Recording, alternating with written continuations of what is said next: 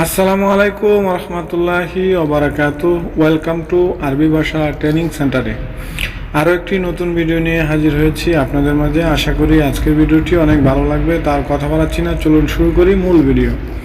প্রথমত, আরবি ভাষায় আপনি যদি বলতে চান চুপ করো, আজকের ভিডিওতে আমি অনেক ছোট ছোট শব্দ তুলে ধরেছি যাতে আপনারা ছোট ছোট শব্দগুলো চিনে কথা বলতে পারেন।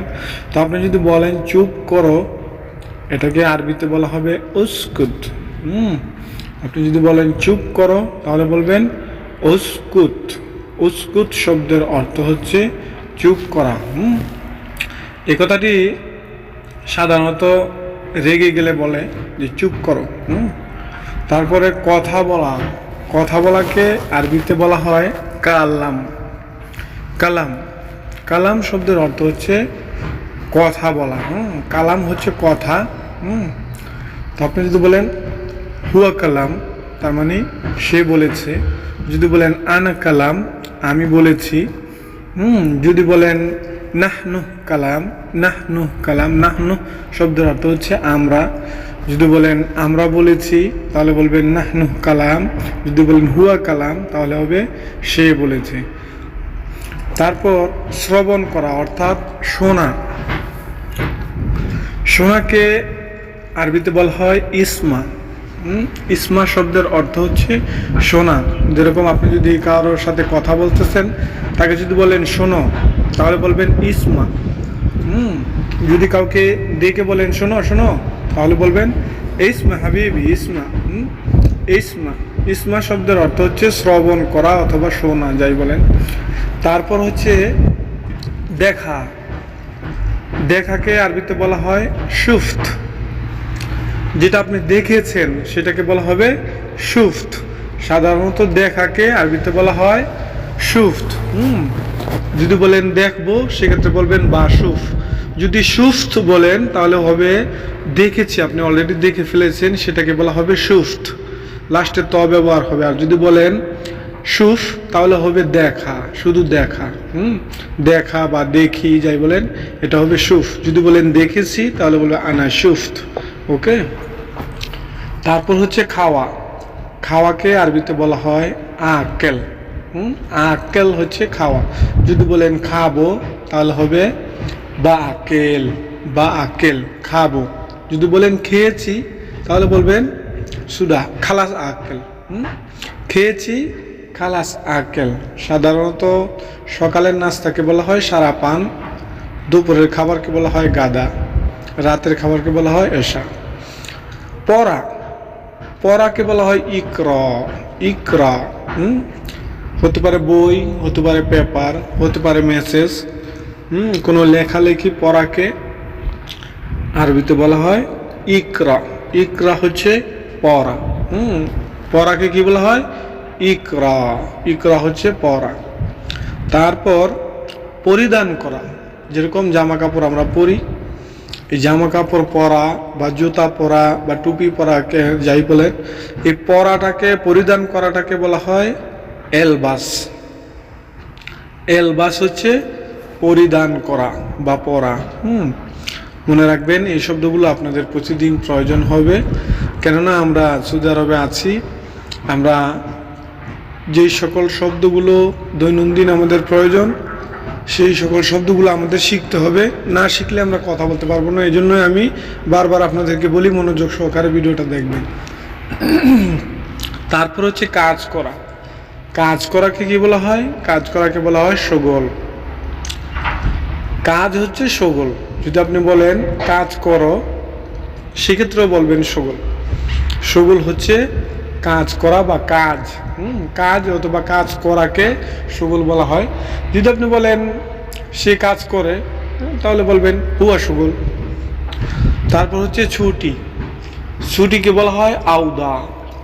আউদা হচ্ছে ছুটি।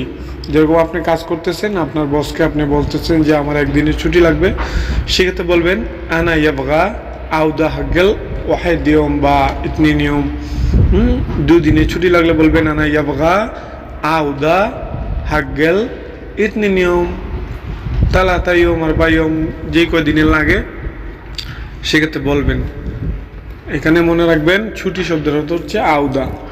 তারপর রেস্ট করা, আপনি যখন কাজ করতেছেন, কাজ করতে করতে ক্লান্ত, আপনার কিছুক্ষণ রেস্টের প্রয়োজন, সেই রেস্টটাকে বলা হয় রাহা। রাহা শব্দের অর্থ হচ্ছে রেস্ট করা। রেস্ট করাকে কি বলা হয়? রাহা। রাহা হচ্ছে রেস্ট করা। আপনি কাজ করতেছেন, আপনি যদি কাউকে বলেন যে আমার একটু রেস্টের প্রয়োজন, আমার একটু রেস্টের প্রয়োজন, সেক্ষেত্রে বলবেন না ইয়োগা রাহা সয়া। অসুস্থ, অসুস্থ বা অসুস্থতাকে বলা হয় মারিদ। মারিদ হচ্ছে অসুস্থ। আর ক্লান্তি, যেটা ক্লান্ত, ক্লান্তকে বলা হয় তাবান। ক্লান্ত হচ্ছে তাবান, এবং অসুস্থ যেটা রোগ বা যে কোনো বিমার যদি হয়ে থাকে সেটাকে বলা হয় মারিদ। যদি অসুস্থ হয়ে থাকেন তাহলে বলবেন মারিদ, আর যদি ক্লান্ত হয়ে থাকেন তাহলে বলবেন তাবান। আনা তাবান, আমি ক্লান্ত। হুয়া তাবান, সে ক্লান্ত। যদি বলেন আমরা তাবান, আমরা অসুস্থ, আমরা ক্লান্ত, সেক্ষেত্রে বলবেন নাহনু তাবান। নাহনু শব্দের অর্থ হচ্ছে আমরা। ভেঙে যাওয়া, কোনো কিছুকে যখন ভেঙে যায় সেই ভেঙে যাওয়াকে বলা হয় কাসসার। কাসসার হচ্ছে ভেঙে যাওয়া। হতে পারে আল্লাহ এমন কাম না করুক, আপনার হাত ভেঙে গেছে বা পা ভেঙে গেছে, সেক্ষেত্রেও বলবেন কাসসার। কাসসার রাজ, মাথা ভেঙে গেছে, কাসসার রিজেল, পা ভেঙে গেছে। কোনো কিছু ভেঙে যাওয়াকে বলা হয় কাসসার। যদি ভেঙে যায় সেক্ষেত্রে কি বলবেন? কাসসার। হতে পারে আপনি কাজ করতেছেন, কাজের কোনো ম্যাটেরিয়াল ভেঙে গেছে, সেক্ষেত্রে বলবেন কাসসার সামান।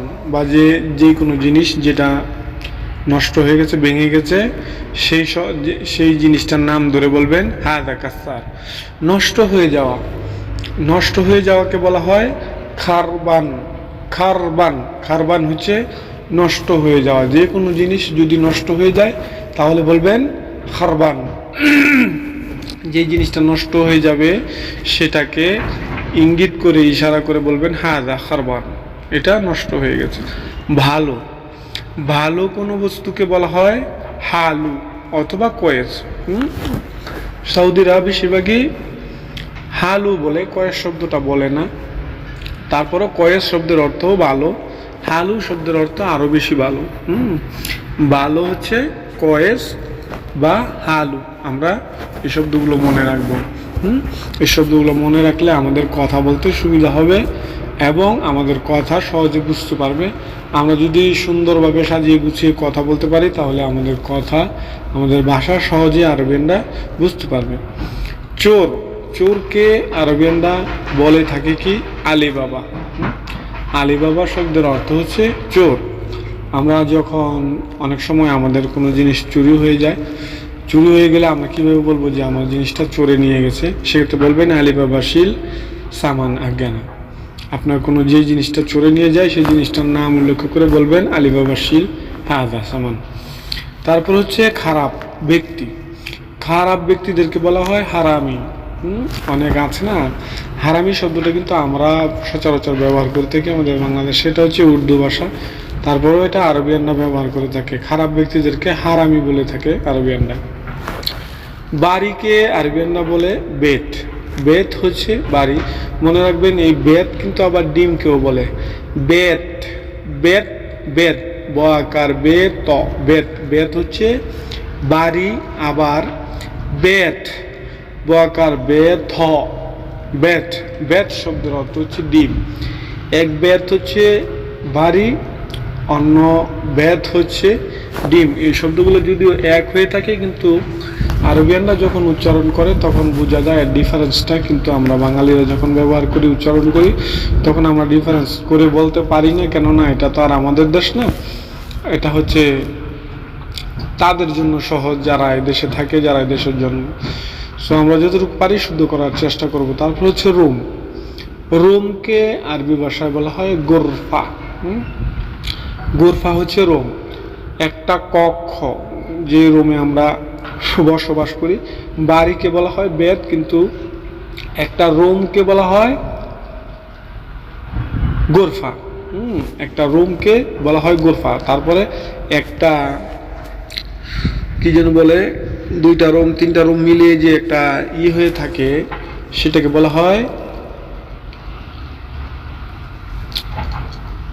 মহিলাদেরকে বলা হয় হুরমা।